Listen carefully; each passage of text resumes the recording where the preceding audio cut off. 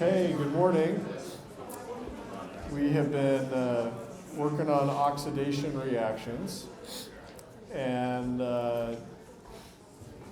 last time I showed you this reaction with a reagent called pyridinium chlorochromate, where our goal is basically to make a bond between oxygen and the metal chromium, and then the lone pair from that oxygen that makes the bond with chromium is actually going to leave with the chromium leaving group, and that's the oxidation step or electron loss. This reagent PCC takes the alcohol and converts it into the aldehyde. And you'll see in a moment why it doesn't oxidize further to the carboxylic acid. That the reaction proceeds in sort of three basic steps: form a new bond with chromium, the chloro leaving group leaves. You have a proton transfer in the next step. The oxygen on the chromium that's negatively charged removes a proton from the positively charged oxygen of the alcohol. That sets you up for an E2-like step where you have a chromium leaving group and a proton beta to the leaving group. What does the deprotonating here? Not sure. It possibly is the chloride leaving group from the first step.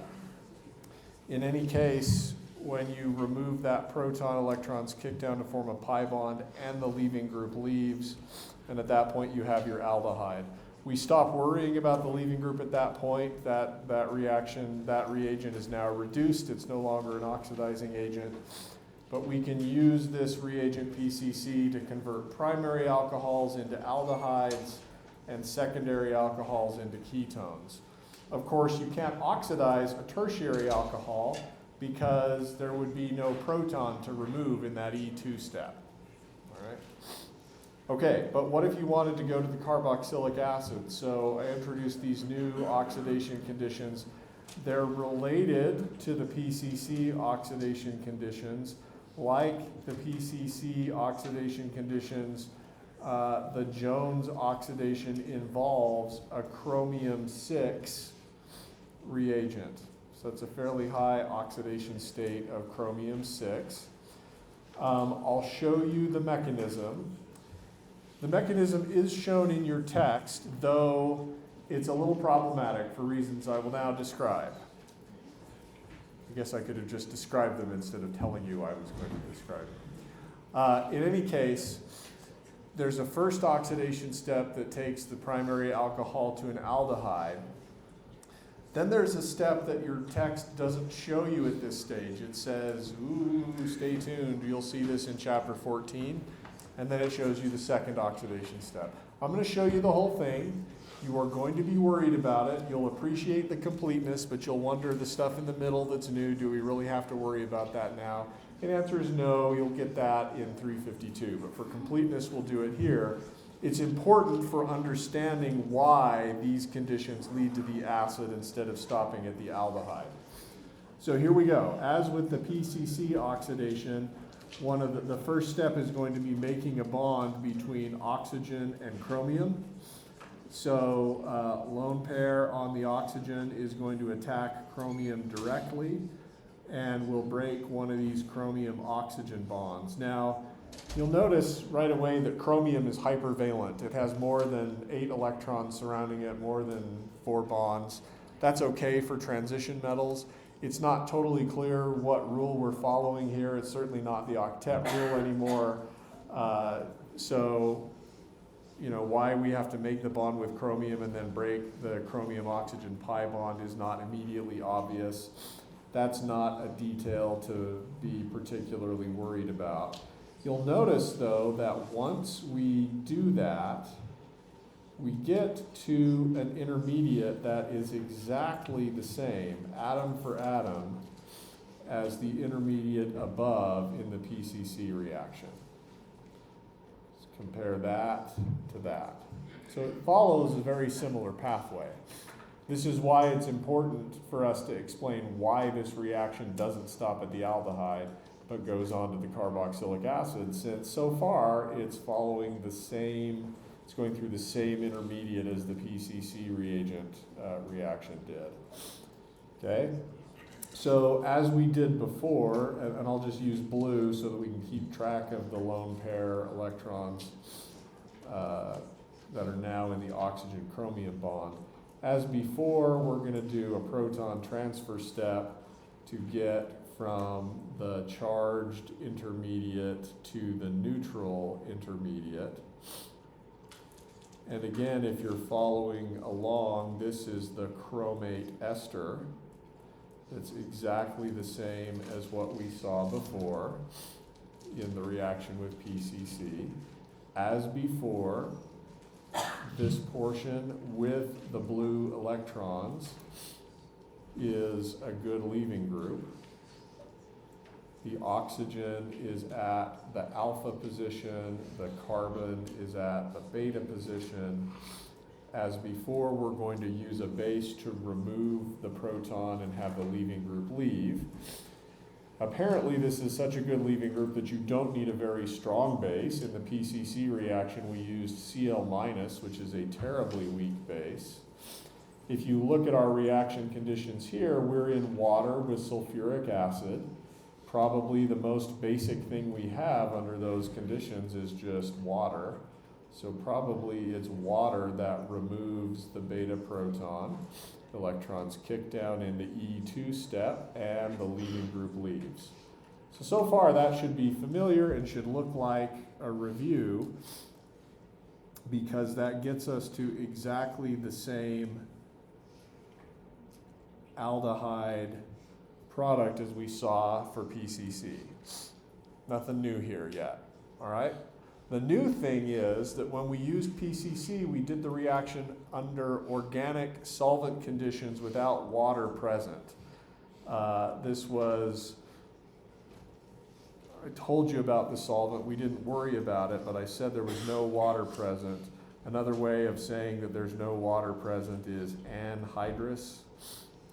Under those anhydrous conditions, you get the aldehyde and you stop. When you have an aldehyde plus water under acidic conditions, something else happens.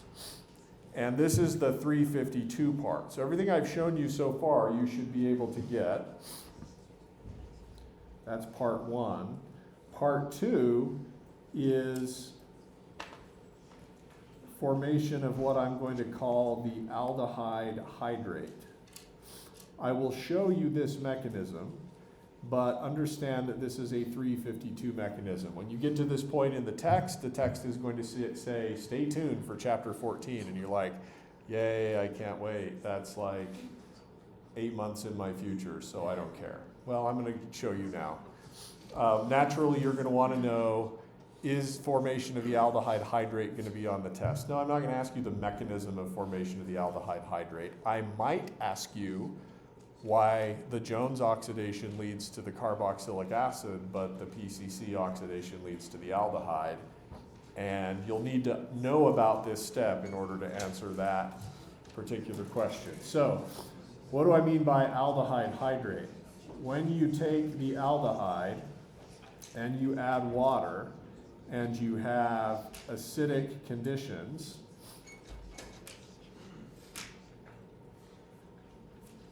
you end up forming this molecule, which I've called the aldehyde, nope, I'm still struggling to spell, aldehyde hydrate, or it's also called a gem diol, geminal diol, gem from Gemini, the Greek for twins, 2 oxygens, 2 OH groups on the same carbon. All right. So how does that happen under acidic conditions? I'll show you the mechanism.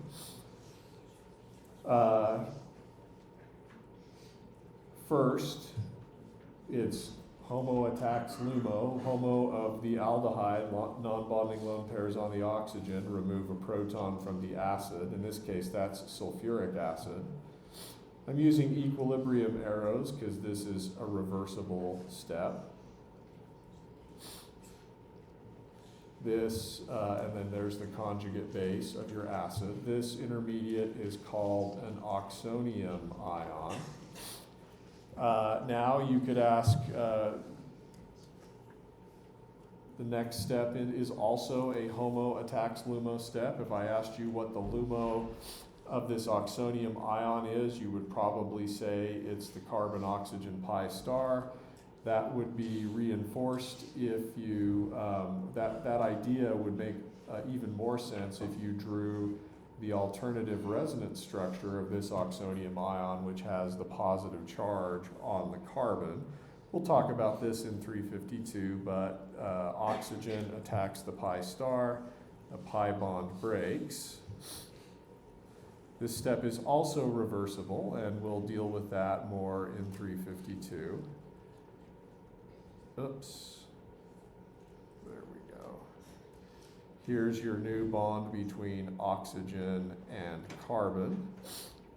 And then in the last step, you regenerate your acid catalyst.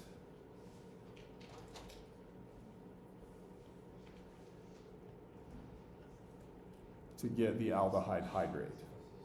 It's called the hydrate because if you look at what got added to the aldehyde, it's, oops, sorry. If you look at what got added to the aldehyde, it's a hydrogen and an OH group, or water. We basically added water across the pi bond of the aldehyde, okay? So that step, forming the aldehyde hydrate, is essential for going on to the carboxylic acid. If there's no hydrate, there's no subsequent oxidation. That's why the PCC oxidation stops at the aldehyde, because there's no water present, so you don't form the aldehyde hydrate. Again, you need to know that this is going on. You don't need to worry about this mechanism, other than if you'll remember it, when you get to it in 352, it'll seem a little bit familiar and a little bit less mysterious. Yeah? Would this happen with a secondary, or would this happen with ketones and Would formation of the hydrate happen with a ketone instead of an aldehyde? Yes. However, notice the difference between a ketone hydrate and an aldehyde hydrate. In the aldehyde hydrate, yeah, that's right. Sorry, I got to back up and show you where the hydrogen is. I got mixed up. The water that gets added is this OH group and that hydrogen. Of course, that hydrogen was there in the aldehyde to begin with.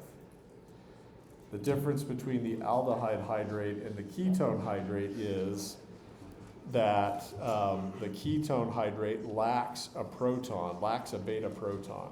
So that if we were to proceed and try to do the oxidation step, we could get to the chromate ester, but there would be nothing that could happen to it. Okay, and I'll illustrate that again in a second. Other questions? Yeah?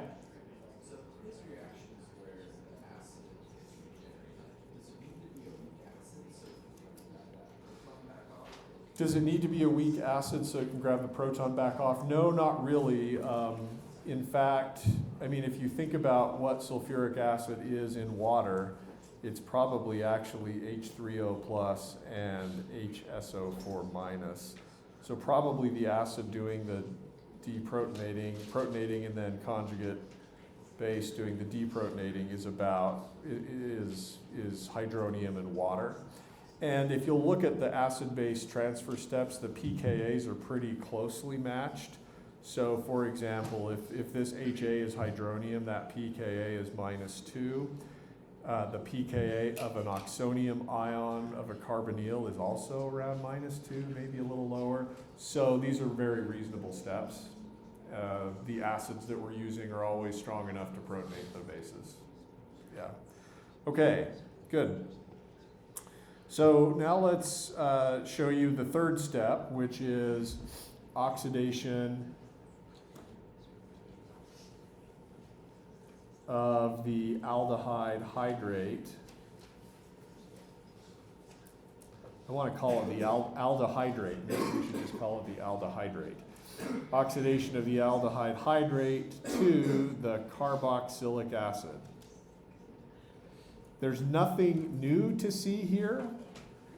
It's going to be exactly the same as we saw before in step 1. That is, we're going to have lone pair electrons on the oxygen attack another equivalent of chromium.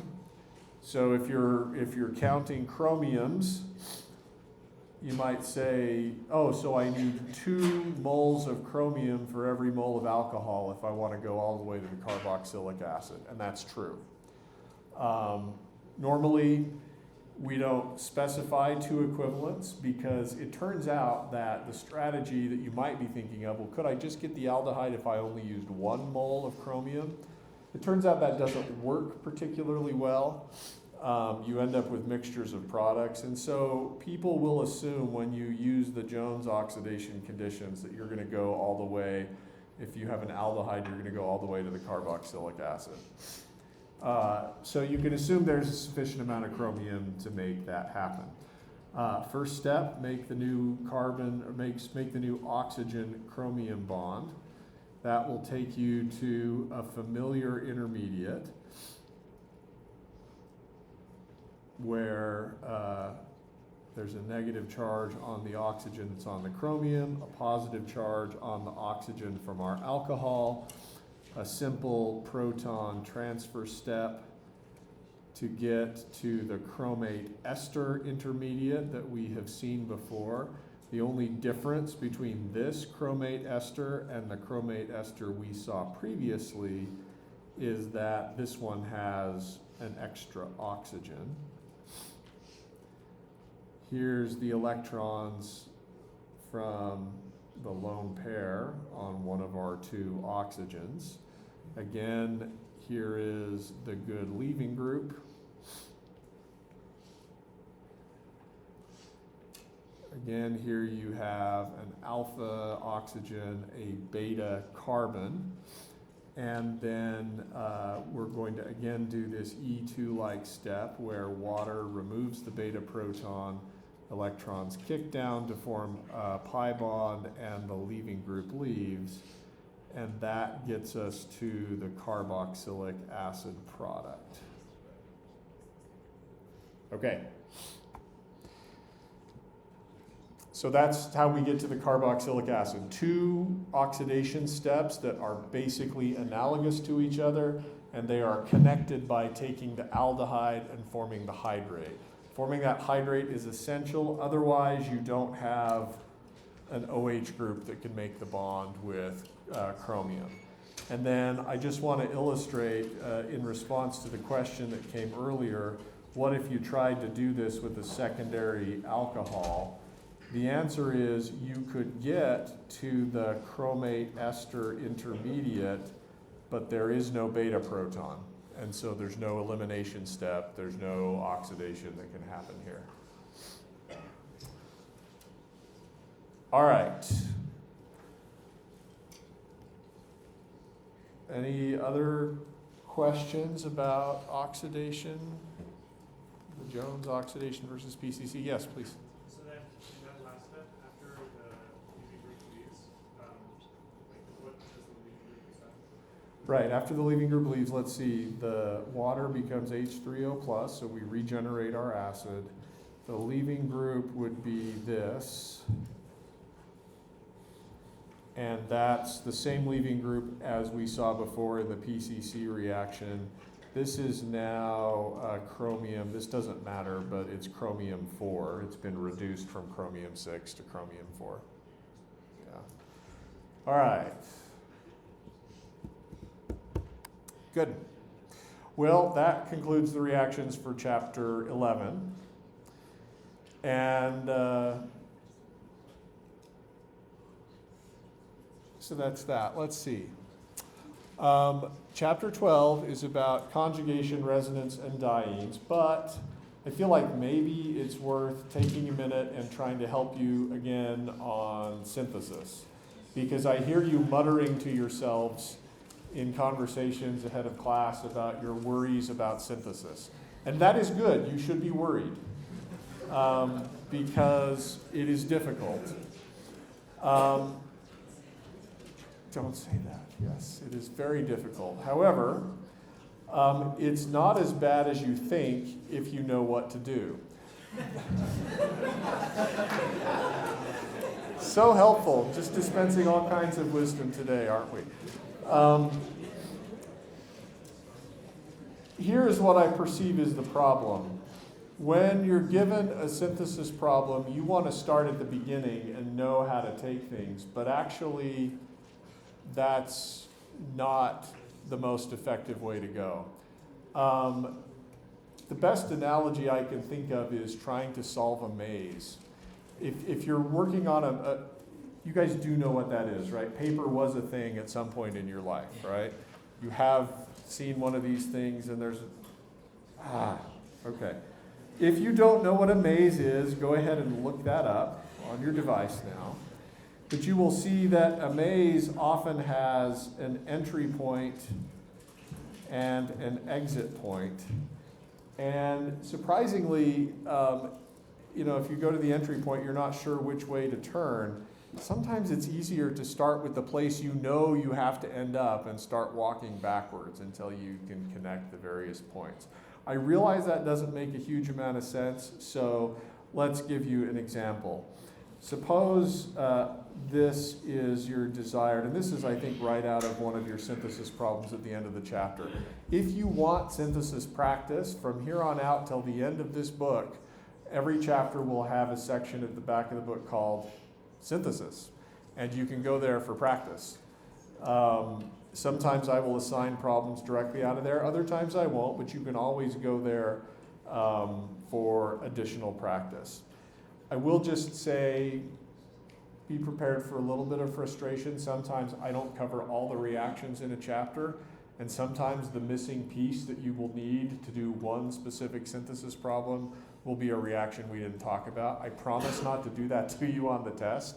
Like, can you imagine the riots that would happen if we did that on the test? We're not going to do that to you on the test. But if you looking for extra practice, happen across a synthesis problem, you're like, I don't know how to do this reaction, you come talk to me and I'll tell you how to do it. Okay, it likely is a reaction that I chose not to talk about. In any case, suppose this is your desired product, and suppose I tell you that each and every carbon must come from that alcohol. I think this is problem 11.5 something or other from the 5.7 or something from one of the 5.7a, b, c, d, or j from the back of your text. Here's the problem with starting from the beginning. How many reactions do we know of with alcohol starting materials? Tons, right? We could start enumerating them. We could take PBr3 and turn it into a bromide. What if we did SOCl2 and turn it into a chloride? Ooh, what if we used the tosylate conditions to make the tosylate? Oh, what if we made an alkene? Oh, what if we made an epoxide? There's a lot of divergent pathways, and I don't know which one to take. One of them, or more of them, might be useful, but at this stage, it's hard for me to see the connection between what I've just attempted to do and the final product. On the other hand, there are far fewer starting materials there are far fewer immediate precursors to an epoxide, right? We know of one, maybe two reactions that give epoxides as products. So it's actually way easier to start at the end. So what reaction do I know of that gives an epoxide as a product? The easiest one is from chapter 11. McPBA, not on the McDonald's menu, but maybe if you ask enough. Okay, now there's some stereochemical issues to be aware of. As you're doing synthesis, your synthesis must take into account those stereochemical issues. By the way, right now we're doing something that's called retrosynthesis. That is the spiritual creation of a synthesis. We're not actually doing it in the forward direction yet, we're just planning it out, okay? So if we use MCPBA to make an epoxide, what was the starting material? Do you know? Somebody knows, I heard it, but I need all of you to know. Alkenes, right? Now notice that the groups, so the alkene, let's number the carbons actually of this epoxide. 1, 2, 3, 4, 5, 6. Which two carbons in that epoxide product would have been the alkene in the immediate precursor? 3 and 4, okay. So 3 and 4 are here. Now, I need a bond between 3 and 2 and a bond between 4 and 5. So I've got a choice. I could have it be like this, or I could have it be like this. We could have the cis alkene or the trans alkene. Which of those is the immediate precursor? Trans, right? Because MCPBA simultaneously makes the bond with oxygen, and both carbons of the alkene, there's no chance for rotation around bonds during that process. If carbon 2 and carbon 5 are trans to each other across the three-membered ring of the epoxide, they must also have been trans to each other in the starting material. So I can rule out the cis alkene, and in fact, I must rule out the cis alkene. If I don't, I'm going to get this one wrong. Okay, so that's progress in the sense that I know what the immediate precursor has to have been. All right, now all synthesis problems have constraints. One of the constraints on this problem is that all of the carbons in your product, 1, 2, 3, 4, 5, and 6, must have come from this starting material. That means I'm going to need multiple equivalents of that starting material to make things go. It also means I'm going to need to have made carbon-carbon bonds, right? So I should be thinking in right now, what reaction do I know of that makes carbon-carbon bonds? You got one. There's one, okay, so far. When you get to 352, you're going to have tons. Actually, in the next couple of lectures, we're going to introduce some more, but alkyne meaning what?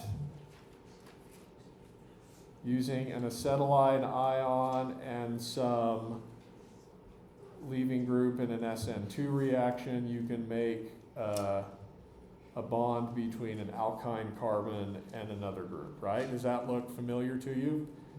Boy, the text has actually been hammering that one, so if you haven't noticed it yet, you should go back and notice it.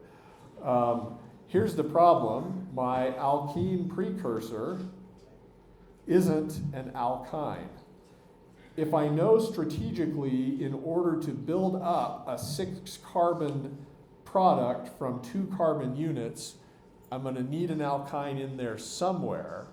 It makes sense that I should be thinking, is there any way I could have made this alkene from an alkyne precursor? That's a jump, right? I told you, and you guys reminded yourselves that you needed to make carbon-carbon bonds through an alkyne. Because I know the answer to this question, I'm pointing to you towards that. But that's the key strategy that you might have to think about for a while to make that jump. What's the reaction that gives an alkene from an alkyne? There are 2. Let's write them down. These are chapter 11 reactions. You have hydrogen with palladium, hydrogen with Lindlar catalyst, which gives you one type of alkene. You also have the dissolving metal reduction, where you use sodium metal and liquid ammonia to get a different alkene. You need to know the difference between these two. Which one do I want to use? Yeah, that dissolving metal reduction. The Lindlar catalyst will give you the cis-alkene, which is exactly what you don't want. So we could use the dissolving metal reduction to get that trans-alkene, and the starting material is what? Okay, fine. Read, pray, and go to church. The answer's written right there. All right, okay, sorry. Those are actually good answers and they work, and this is a good answer and it works, but I realized that I was, anyway, sorry. So, 3, 4, 5, 6, 1, and 2. Okay. There is no meaning at all in the fact that carbon 1 is pointed this way and carbon 6 is pointed this way. You can rotate freely around carbon-carbon bonds. Those methyl groups are propellering around like crazy. I just happen to have drawn them that way. I mentioned that because some people look at that and say, oh, that's a trans-alkyne. There's no such thing, right? The alkyne only has 2 bonds, 2 carbons involved in it, and there's a triple bond. There's no stereochemistry about the alkyne. All right, does that step backwards make sense? Okay, so then I ask, can I step backward even further into 2 smaller pieces? And this is where, if I used, say, a 2-carbon unit with a leaving group, and then I used this acetylide anion, this deprotonated version of this alkyne, that's an SN2 reaction. That gets me somewhere a little bit closer to my allowed starting materials. And actually, now I've seen a connection, right? I listed the things at the beginning that I could do with an alcohol. Now I've made the connection from an alcohol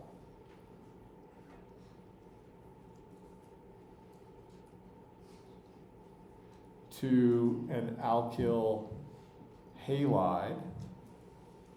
And now I've taken those 2 carbons from that allowed starting material, and I've shown that I can get them all the way through to the product.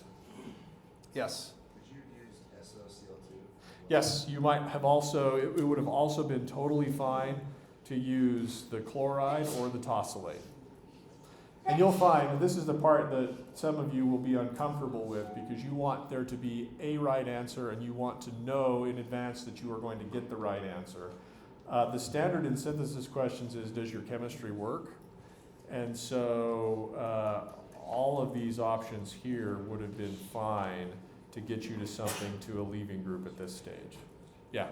Also in the text, this is kind of a topic, but they show in the text that we go from an alkene to an alkyne.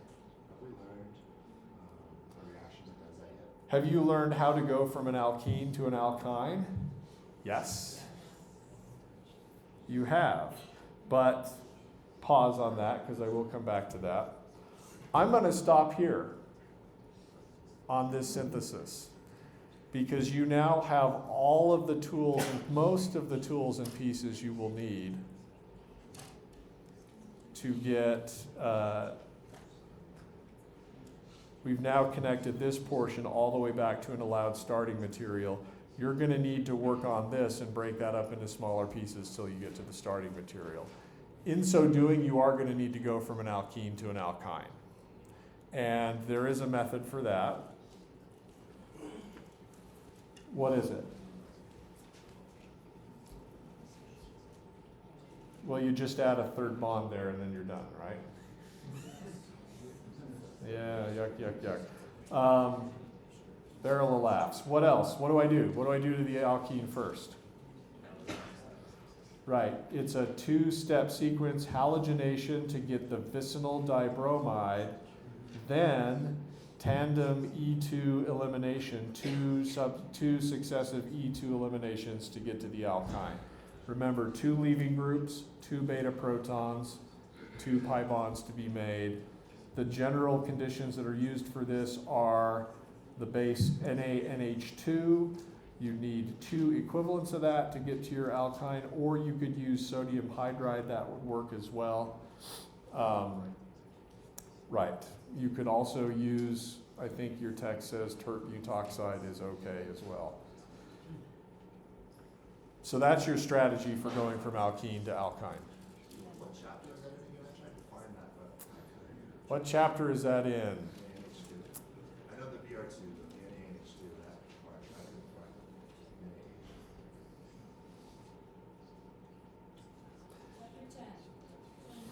NaNH. It's there. That's not helpful. Let's see. Use of alkynes in synthesis, I think, is covered in chapter 9. We certainly talked about this in class multiple times, and I believe going from the vicinal dihalide to the alkyne is in chapter 10. After class, I will find that in the text, and I can send you an email as to what section it's in, but it's there. I would recommend going to the table of contents for the chapter. There's a subsection of the chapter, and you'll see something about alkynes in synthesis. Yeah. Yeah. Take this problem, for example, how would it be formatted as a multiple choice question? Ah, yes. How would it be formatted as a multiple choice question? I will tell you.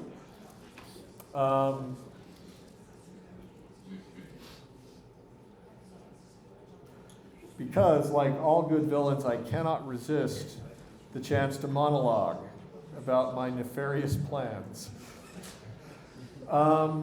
So, if I were formatting this, whoa, where did everything go? I didn't mean to erase it. Oh, there it is. I meant to add page, not delete page. Okay. So if I were doing this as a multiple choice question, it would look like this. This would be here.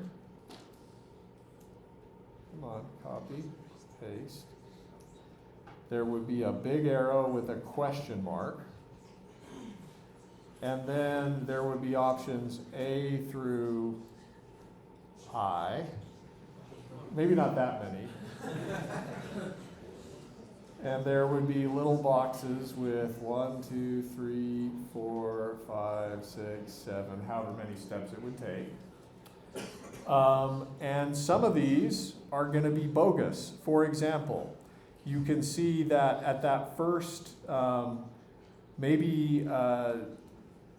suppose this is I don't know how many steps this is going to be because I didn't plan this out, but let's suppose this is an n-step synthesis, so step n is MCPBA, and that's the right answer. A plausible distractor might be if you forget how to make an epoxide, so I decide to play alphabet soup with you and put PCC there. And you're like, oh, I remember it was an acronym, so PCC sounds good. I know I've seen that before, that must be it, okay. Another plausible distractor, look at the n-1 step was, don't want to do that. The n-1 step was going from alkyne to alkene. And we have two options there, right? The dissolving metal reduction or the Lindlar catalyst. So yeah, for one of these, the n-1 step is going to be the Lindlar catalyst. And if you don't know about stereochemistry, that's going to be a problem. And so on. So go ahead.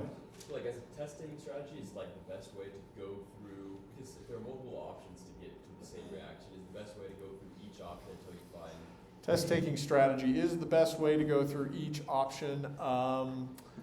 If there are A through I and each of them is 10 steps, I think you've just planned out probably an hour of work, maybe less.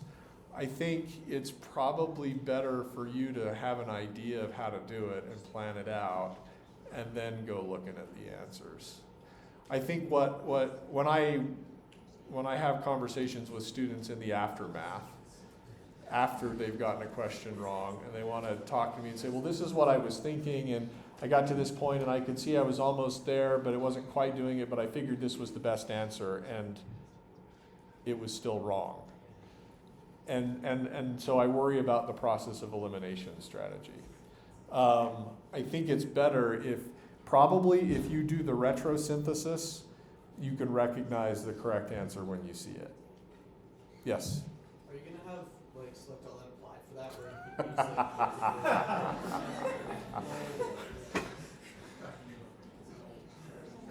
Nobody, I'm going to tease you a little bit. Nobody wants to be the kid that makes the hard question even harder now, right?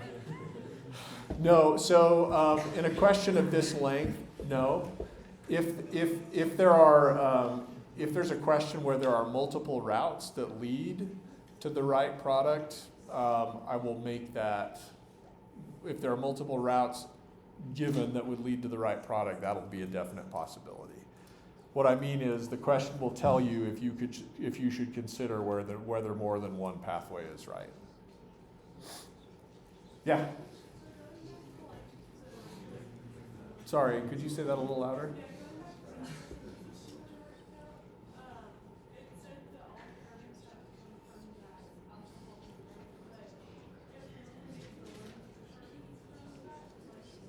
Right, so I think if I understand your question, this kind of format is a little bit trickier to do here because, yeah, I would have to, along the way, incorporate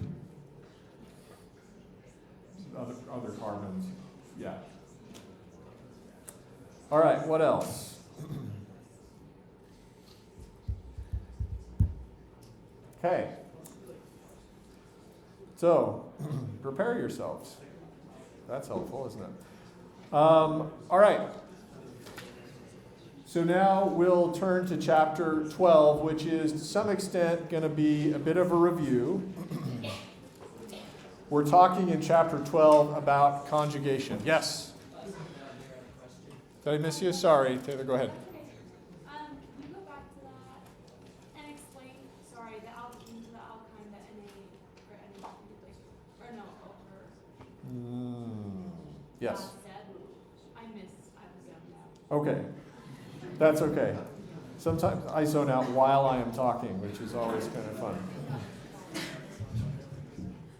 I am often bored by what I'm saying. In fact, sometimes when I'm talking to my wife, we have this weekly date night. We've done so for years, Friday nights, and we love to talk, but sometimes I preview what I'm going to say by, what I'm about to say is not interesting. And she tells me I shouldn't do that, but I'm like, I just want to manage your expectations, right? Because if I say it's not interesting and you actually are interested, then that's a win. But if I'm like, hey, this really interesting thing happened, and then the story falls flat, it's not great. Yeah, so alkyne to alkene, there are two ways to do this. One leads to the cis-alkene, the other leads to the trans-alkene. It's this dissolving metal reduction. We didn't do the mechanism for that. If you want to see it, I think it's shown in the text. But that leads to the trans-alkene. If you use hydrogen and Lindlar's catalyst, that leads to the cis-alkene. And of course, that's an important decision point because if you get the stereochemistry of the alkene wrong, you're also going to get the stereochemistry of the epoxide product wrong. Yeah? We need to know the mechanism for that, or just know that they make cis versus... Yeah, just that they make cis versus trans. Yeah, we didn't talk about that mechanism. It is known. It's probably not worth the effort. Yeah? You need to know all of the ones except the ones I told you didn't need to know.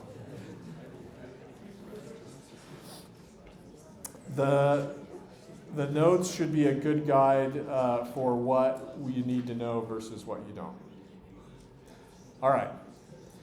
So